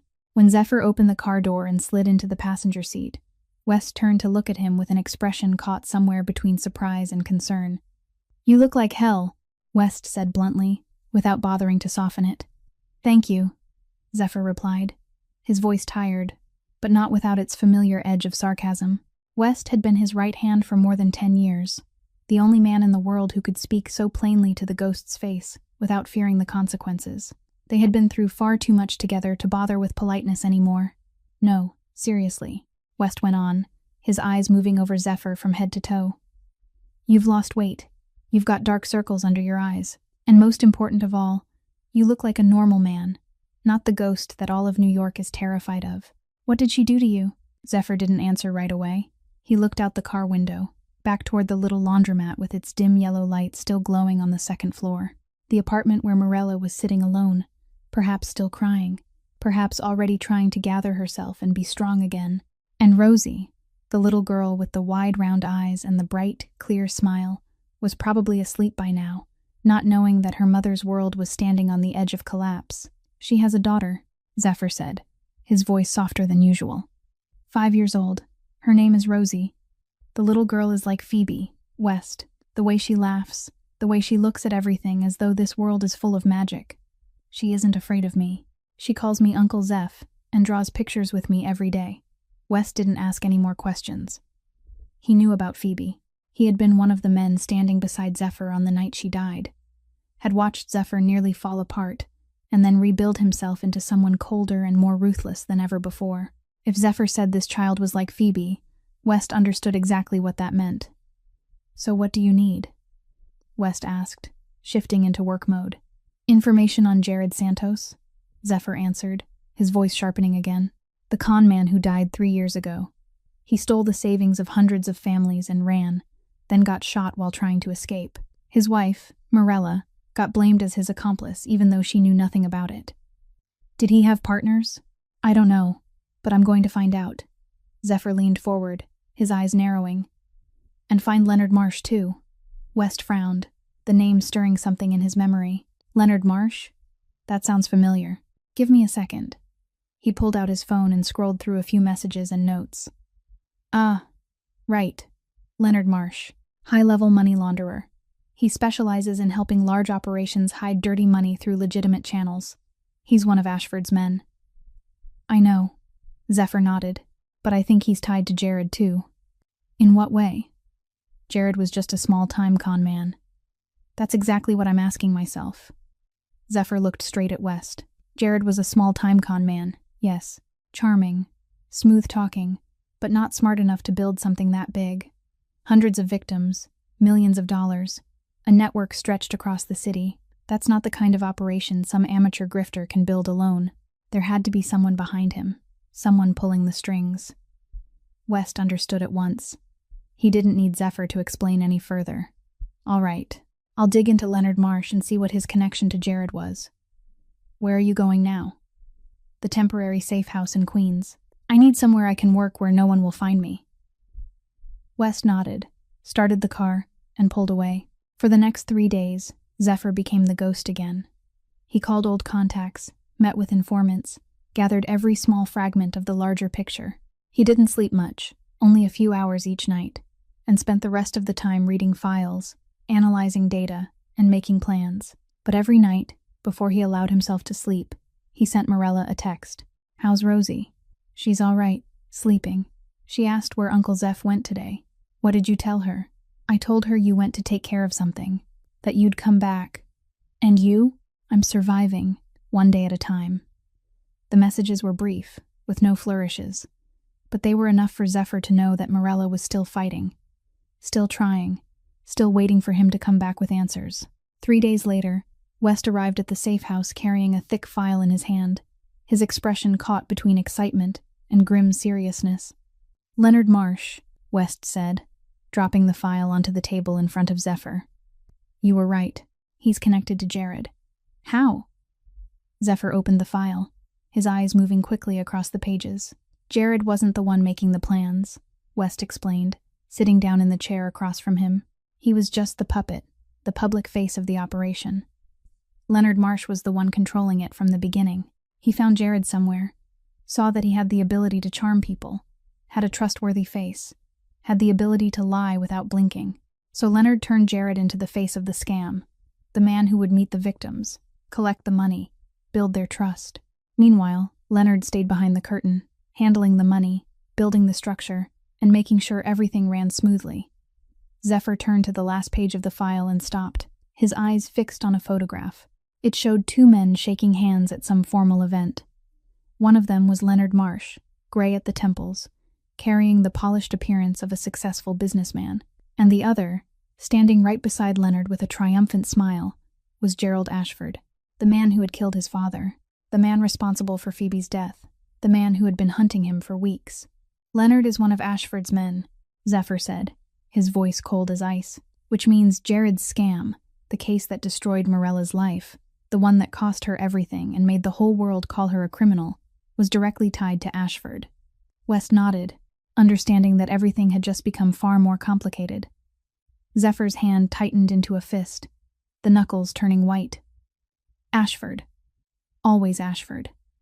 Every road led back to the same enemy, the enemy who had taken everything he had ever loved. And now that same enemy had also, indirectly, destroyed the life of the woman who had saved his own. Ashford would pay. For his father, for Phoebe, for Morella, for all of it. They found Leonard Marsh in a luxury apartment in Manhattan, on the 32nd floor of a skyscraper overlooking Central Park. The apartment was not listed under Leonard's name in the ownership records. It had been purchased through a shell company and paid for in cash. It was where Leonard had gone to ground when things started heating up, when Ashford began running into trouble and the rats started fleeing the sinking ship. West and 2 others stood watch in the hallway and the stairwell. Zephyr entered the apartment alone. The door wasn't locked, as though Leonard had known he would come and no longer wished to run. The apartment was spacious and elegant, filled with expensive furniture and fine art hanging on the walls. But all of that polished glamour couldn't hide the air of despair hanging over the place. Leonard stood by the large window, his back to Zephyr, looking out over the Manhattan skyline sinking into the sunset. He didn't turn when he heard footsteps. He didn't seem surprised or afraid. He simply stood there, shoulders slumped, like a man who had already accepted his fate. "I knew you'd come," Leonard said, his voice weary. "The ghost. I've heard a lot about you. This whole city is afraid of you, but no one has ever seen your face. Until now." Zephyr didn't answer. He stood a few steps away from Leonard, his cold gray eyes sweeping through the room, checking every dark corner, every possible exit, every object that might be used as a weapon. The habit of a man who had lived too long in the shadows. "So you know what I want," Zephyr said. It wasn't a question. Leonard turned to face him. He looked older than he had in the photographs, his hair more heavily streaked with gray, his face cut with the deep lines of stress and sleeplessness. He looked like a man who had spent years running and had finally run out of road. "You want to know about Jared Santos?" Leonard said. "The con man who died 3 years ago. And his wife, Morella. Talk." Leonard let out a long breath, walked over to the sofa, and sat down. He didn't invite Zephyr to sit, and Zephyr had no intention of doing so anyway. "Jared was the perfect puppet," Leonard began, his voice calm, as though he were telling an ordinary business story. Handsome, charming, knew how to make people trust him within minutes of meeting him. "I found him in Las Vegas about 5 years ago. He was running little scams on gamblers in casinos, making just enough money to get by, but he had no vision beyond that. I offered him a place in something bigger, something organized, and he jumped at it immediately. He was greedy, you see. He wanted more than what he had, and he didn't care what he had to do to get it." "And his wife?" Zephyr asked, his voice drawn tight as wire. "Morella?" Leonard gave a short, mocking laugh, with no trace of humor in it. "She knew nothing. Absolutely nothing. That was my condition from the start. Jared wasn't allowed to tell his wife, wasn't allowed to involve her in anything. I needed him to look innocent, you understand? A man with a lovely family, a good wife and child, an ordinary life. That was the perfect face for a scam. The victims looked at Jared and saw someone trustworthy, someone like them. They suspected nothing." "So Morella was completely innocent," Zephyr said. "Not a question. Completely." Leonard nodded. "She was a victim, just like all the others Jared conned. Maybe she was the greatest victim of all, because she loved him, trusted him, had a child with him. But when everything blew apart, who cared? The press needed a good story. The public needed someone to blame. She was convenient, so she became the accomplice in everyone's eyes." Zephyr clenched his hands so tightly his knuckles turned white. The man was speaking about destroying an innocent woman's life as though he were discussing the weather. No regret, no shame, only the cold indifference of someone who had lost his humanity a long time ago. "You're going to write a confession?" Zephyr said, his voice cold as ice. "You'll confirm that you were the one who planned it, that Jared was only the puppet, and that Morella Santos knew nothing and took part in nothing." Leonard looked at him, his expression caught between surprise and scorn. "Why would I do that? I've been hiding for 3 years. The FBI never found me. Ashford never found me. Why would I hand myself over now? Because if you don't, I'll hand you over to the families you ruined," Zephyr said, stepping closer, his gray eyes burning with something dangerous. "The old people who lost their life savings, the young people who lost their dream of buying a home, the families that fell apart because of you. I have a list of all of them. I know where they live, and I'm sure many of them would love the chance to meet you, talk to you, ask you why you took everything they had." Leonard went pale. For the first time since Zephyr had stepped inside, he looked truly afraid. "Or you write the confession, and I let you go," Zephyr continued, his voice softer now, but no less threatening. "You get 1 hour to disappear from this city, from this state, from this country. I don't care where you go, as long as I never see your face again." A strained silence settled over the room. Leonard stared at Zephyr, searching for some sign that this was only an empty threat. But he found nothing. Those gray eyes were cold and certain, the eyes of a man who would do exactly what he said. Then Leonard nodded, accepting his fate. He took paper and a pen from a drawer and began to write. one word at a time, admitting that he had planned and run the fraud, admitting that Jared Santos had only been the public face, and admitting that Morella Santos had known nothing, had participated in nothing, and was entirely a victim. Zephyr took the paper and read every line carefully, making sure there were no loopholes. "One more thing," he said, slipping the paper into his pocket. "Ashford, how long have you worked for him?" Leonard looked at Zephyr for a long time, as though deciding whether to answer. Then he sighed. 10 years. I've been laundering money for Ashford for 10 years. Zephyr smiled, a smile cold as ice, never touching his eyes. In his hands now he held two things: the evidence to save Morella, to help her reclaim her name and her ordinary life, and the information he needed to bury Ashford for good. Zephyr returned to the laundromat late at night, when Brooklyn had sunk into darkness, and only the weak yellow streetlights lit the alley behind the building. He knocked on the storage room door in the familiar pattern, and Morella opened it almost at once, as though she had been waiting, unable to sleep through all the nights he had been gone. She looked him over from head to toe, checking whether he was hurt, whether he was safe. Then her eyes stopped on the paper in his hand. "You found it?" she asked, her voice trembling slightly with hope and fear at once. Zephyr nodded and handed her the paper. Leonard Marsh's written confession. He admitted that he was the one who planned the fraud, that Jared was only a puppet, and that you knew nothing. Completely innocent. Morella took the paper in both hands, as though she were holding the most precious treasure in the world. She read every line, every word, making sure she missed nothing. Leonard Marsh's scrawled handwriting, but clear and complete. An admission of guilt. A confirmation of her innocence. The proof she had been waiting for 3 years. When she finished reading, she lifted her head and looked at Zephyr.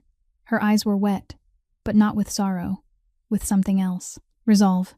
"I'll take it to CPS myself," she said, her voice firm. Zephyr frowned. "I can go with you, to make sure they don't give you trouble." "No." Morella shook her head, resolute. "This is my fight, Zephyr. You helped me get the weapon. You did what I couldn't do for myself. But this last step, I have to take it on my own. I have to hold that weapon myself and fight for me, for Rosie." Zephyr looked at her for a long moment, his gray eyes unreadable as ever. Then he nodded, and the faintest smile touched the corner of his mouth. "You're stronger than you think, Morella Santos." "I have to be," she answered. "I'm a mother." The next morning, Morella woke earlier than usual. She bathed, combed her hair neatly, and put on the nicest clothes she owned, not to impress anyone, but to remind herself that she wasn't a criminal, that she deserved to be treated with respect. She kissed Rosie goodbye, told her to stay home with her grandmother, then stepped out of the apartment with the paper tucked inside her coat, close to her heart. She arrived at the CPS office at 9 o'clock in the morning, the moment they opened. The receptionist looked at her with surprise, perhaps unaccustomed to someone coming here willingly instead of being summoned. "I need to see Miss Harrison," Morella said, her voice calm and clear. "Right now." 10 minutes later, she was sitting in Miss Harrison's office, the same woman who had threatened to take Rosie away only a few days earlier. The woman looked at Morella with undisguised surprise, perhaps wondering why the one under investigation had come on her own. "Miss Santos, we didn't have an appointment today. The investigation is still ongoing." "I know," Morella said, her eyes never leaving Miss Harrison's. "But I have something you need to see, something that will change everything." She pulled the paper from her coat pocket and placed it on the desk, directly in front of Miss Harrison. The CPS woman frowned, picked it up, and began to read. Morella watched her face, following every shift in expression. Surprise, doubt, then understanding. "This is the confession of the man who truly planned the fraud," Morella said, her voice steadier than it had ever been. "Leonard Marsh, he was the one behind everything. He found Jared, turned him into the face of the operation, and ran everything from the shadows. Jared was only a puppet, and I knew nothing." Leonard Marsh admits that in this statement. Miss Harrison lowered the paper and looked at Morella with a complicated expression. "How did you get this?" "That doesn't matter," Morella answered, without flinching. "What matters is that it's real. What matters is that I'm innocent. I've always been innocent. For 3 years, I've been called an accomplice, shunned, despised, threatened with losing my child. But I never did anything wrong. I was only a woman who loved the wrong man and paid for someone else's sins." She stood up and stepped closer to Miss Harrison's desk, looking straight into the eyes of the woman who had the power to decide her daughter's fate. "I'm not perfect, Miss Harrison. My apartment is small and old. I don't have the money to fix the wiring or install new smoke detectors. I work 16 hours a day and still can't afford to give my daughter the best life. But I love my daughter. I do everything for her. I stay awake all night when she's sick. I go hungry so she has enough. I sold everything I had so she'd have a roof over her head." Her voice trembled slightly, but not from fear, from emotion, from truth finally being spoken aloud. "And I won't let anyone take her away from me. Not you, not CPS, not anyone." Miss Harrison was silent for a long moment, looking at Morella with an expression completely different from the last time they had met. The coldness was gone, the suspicion was gone. In its place was something closer to respect. "Miss Santos, I'm not asking for pity," Morella cut in, her voice strong. "I'm demanding justice. I'm demanding to be treated like an innocent citizen, not like an unconvicted criminal. I'm demanding to keep my daughter, the child I have raised for 5 years with sweat and tears." Silence stretched through the office. Only the ticking of the wall clock marked the passing seconds. Then Miss Harrison sighed and set the paper down on the desk. "I'll verify this information," she said, her voice softer than before. "If it's true as you say, we'll close the investigation." "And Rosie?" Morella asked, her heart beating faster. "Rosie will stay with you." Morella walked out of the CPS office, feeling as though her feet could barely touch the ground. The morning sunlight fell across her face, warm and gentle like an embrace from the universe.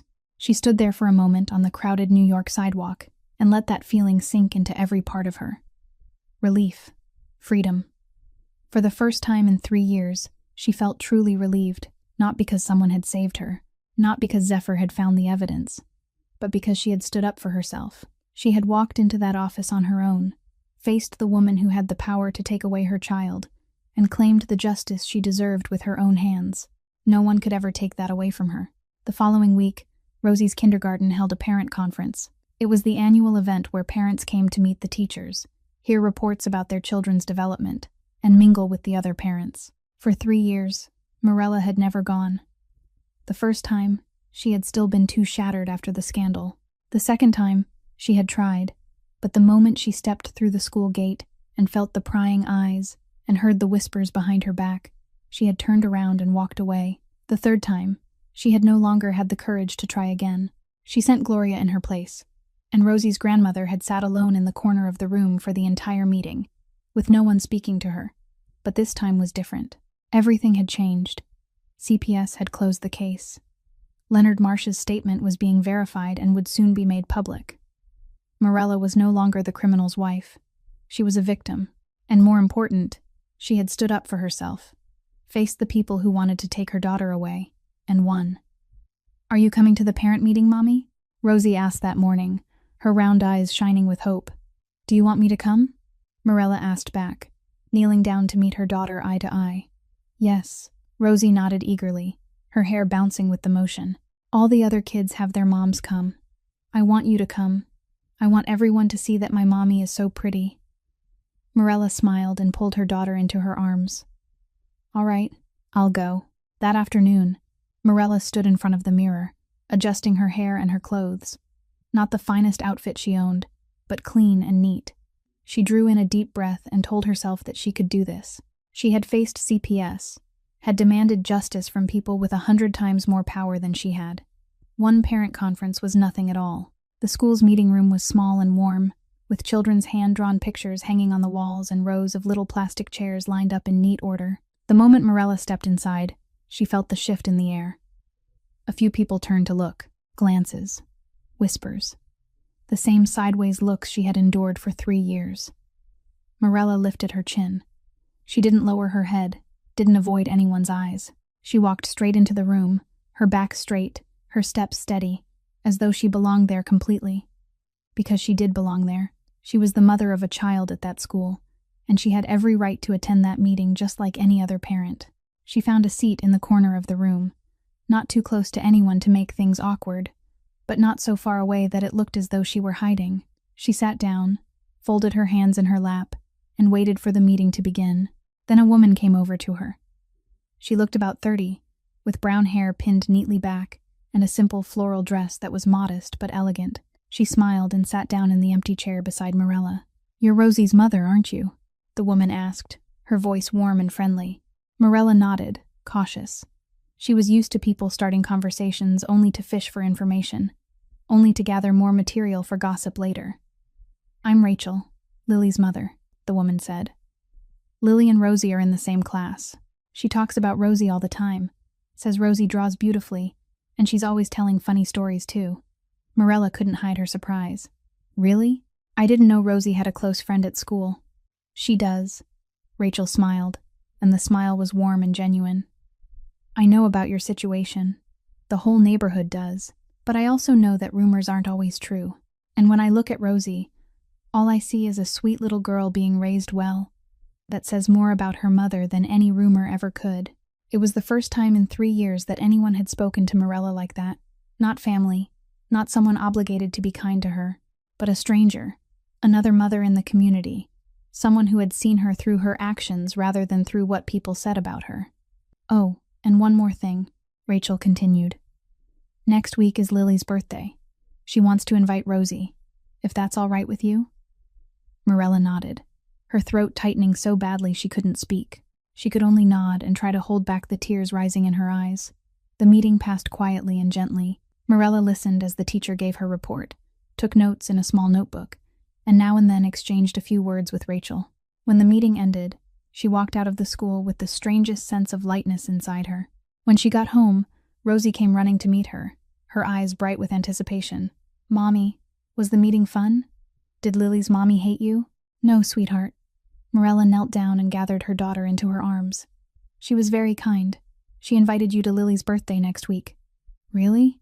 Rosie cried, her eyes flying wide. "So I can play with Lily?" "Yes." Marilla smiled and kissed her daughter's forehead. "You can play with anyone you want." Rosie squealed with delight and ran inside to tell her grandmother. Marilla stood in the doorway, watching her daughter's small figure disappear into the apartment. She knew she had not been accepted by everyone. Maybe she never would be, but she didn't need everyone. She only needed enough. Enough for Rosie to have friends. Enough for her to be able to walk with her head held high. Enough to know that not everyone in this world believed rumors and judged others by them. 1 week after the parent conference, everything changed completely. The news spread across New York like wildfire. Gerald Ashford, the powerful businessman everyone knew about, but no one dared to name aloud, was arrested by the FBI right in his own office in Manhattan. Not because of Zephyr or anyone from the underworld, but because of undeniable evidence that someone had quietly delivered into the hands of investigators, documents detailing 10 years of money laundering, the web of fraud, and the operations Ashford had directed from the shadows. All of it came from the testimony of Leonard Marsh, who vanished from the city the night after meeting Zephyr, and no one knew where he had gone. Ashford would spend many years in prison, perhaps the rest of his life. The Crane Empire now rested in West's hands, the loyal right hand who had taken over everything, running the business with the efficiency and ruthlessness needed to keep its place in the world they came from. Zephyr remained only as a distant advisor, a voice on the phone when needed, an opinion when asked, but no longer the man in charge, no longer the ghost. He came to the laundromat at dusk, when the last light of day was turning the rooftops of Brooklyn gold, and the sky was fading into a beautiful red-orange. Marilla was closing the shop, flipping the sign to closed, and pulling down the blinds when she heard those familiar footsteps behind her. She turned and saw Zephyr standing there beneath the dim yellow streetlight, wearing a simple jacket and jeans, looking more like an ordinary man than he ever had before. "You're still here," she said, her voice even, though her eyes couldn't hide the relief in them. "I told you I'd come back," he answered, stepping closer. "I keep my promises. I thought you'd have to go back and run the empire. Ashford is gone. So you're the one at the top now, aren't you?" Zephyr shook his head, the faintest smile touching the corner of his mouth. "West is better at it than I am. He was born to run things, to make hard decisions every day. Me, I'm tired, Marilla. 10 years of living in the dark. 10 years of looking at everyone like a possible enemy. 10 years of trusting no one but myself. I want to try something different." "What kind of different?" "The kind where no one has to suffer. The kind where I can look in the mirror every morning and not hate the man staring back at me." They stood facing each other on the sidewalk, beneath the dim yellow streetlight and the darkening sky. Cars passed now and then.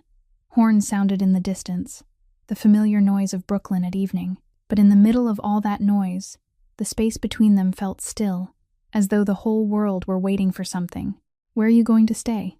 Morella asked, trying to keep her voice steady. "I bought an apartment nearby," Zephyr said. "Only a few blocks from your shop. I moved my things in yesterday." Morella looked at him, unable to hide her surprise. "You bought an apartment in Brooklyn? You, the man who used to live in Manhattan skyscrapers and million-dollar penthouses, bought an apartment in Brooklyn? What's so special about Brooklyn that you've stayed here for 3 years?" He almost smiled, a real smile, not the mocking half-smirk he used to wear. "I wanted to see for myself." "Rosie will be happy," Morella said softly. "She's asked about Uncle Zeph every day since you left." "And you?" Zephyr asked, his eyes fixed on hers. "Are you happy?" Silence. Morella didn't know how to answer. She thought about the past 6 weeks, thought about the way this man had entered her life on a rainy night, wounded and nearly dying. Thought about the way he had sat on the floor of the storage room drawing winged rabbits for Rosie. Thought about the way he had listened to her speak about Jared without judging her. Thought about the way he had risked everything by stepping back into the world he had wanted to leave, only to find the proof that saved her. "I don't know," she said honestly. "I've gotten used to being alone. Me and my mother and Rosie, we don't need anyone else. I built this life out of ruins, and I'm afraid to let anyone step into it and break it again." "I understand." Zephyr nodded, his voice gentle. "I'm not asking for anything, Morella. I'm not asking you to open your heart, and I'm not asking you to trust me. I just want to stay close, to see you and Rosie every day, to know you're safe, if you'll let me." "You're Mafia," Morella said, but her voice no longer carried the accusation it once had. "I'm trying not to be anymore," he answered, his gray eyes resting on her with something she had never seen in them before. Hope, fragile and cautious, like a man who had forgotten how to hope and was learning again from the beginning.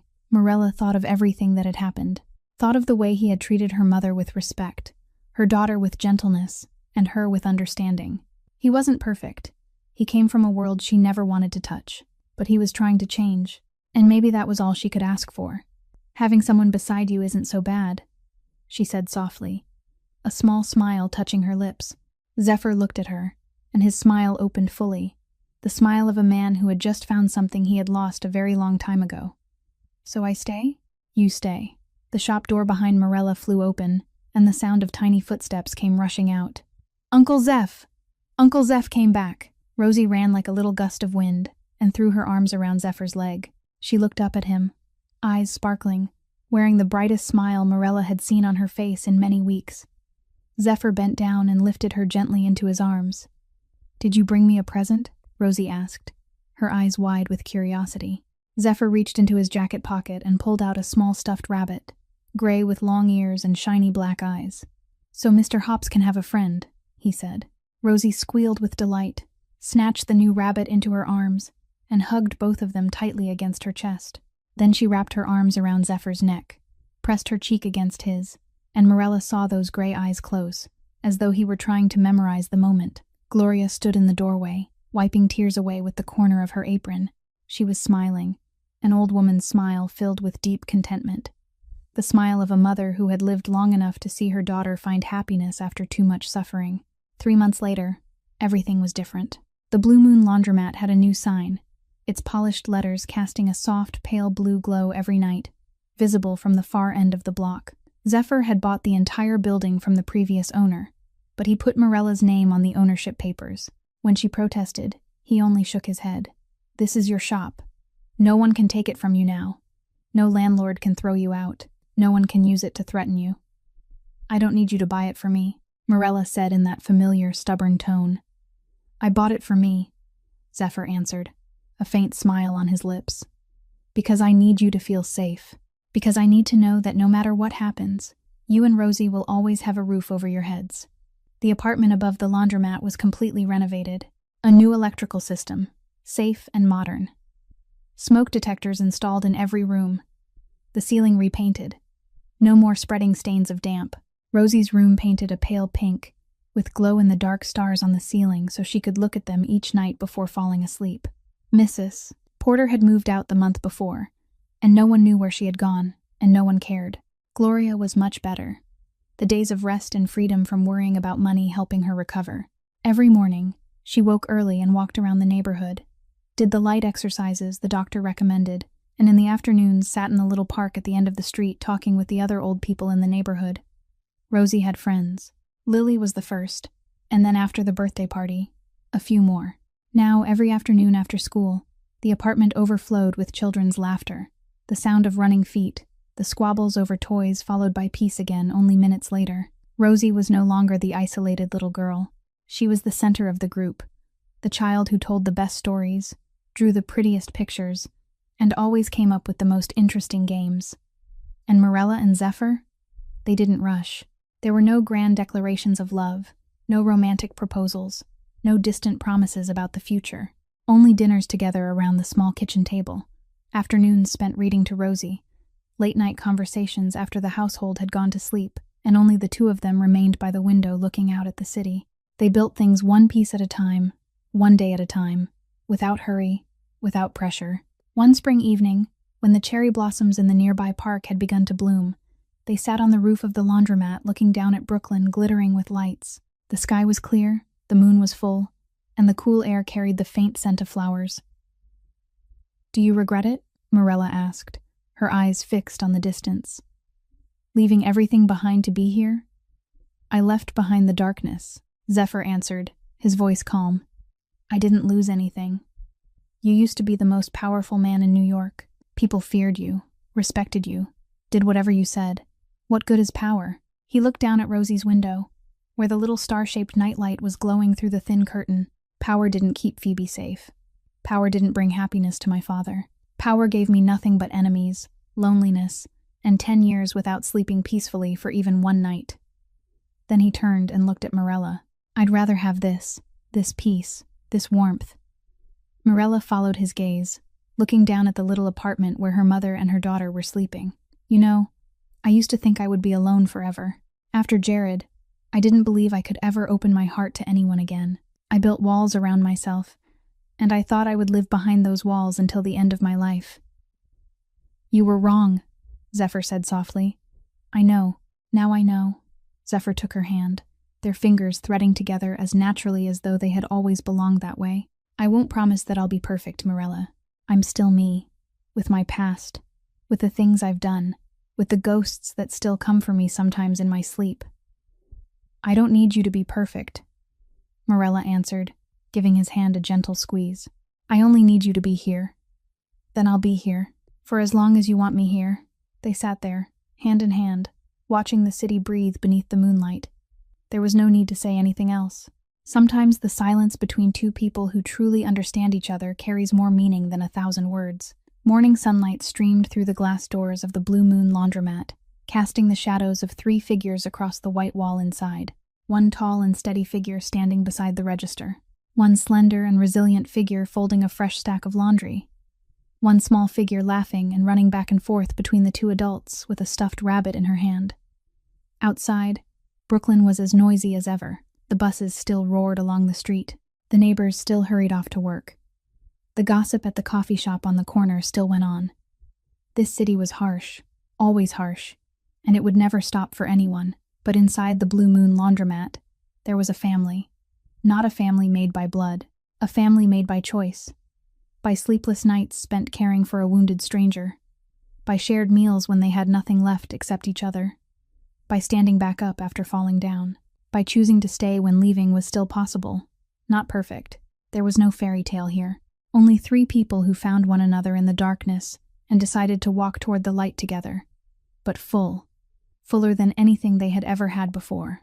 And when spring came, as it always comes after long, cold winters, they were still here, together, in the little laundromat on the corner of a Brooklyn street, with the Blue Moon sign glowing every night, with Rosie's laughter ringing out every morning, with a love that was quiet but enduring, like the washing machines that kept turning day after day. This wasn't the end.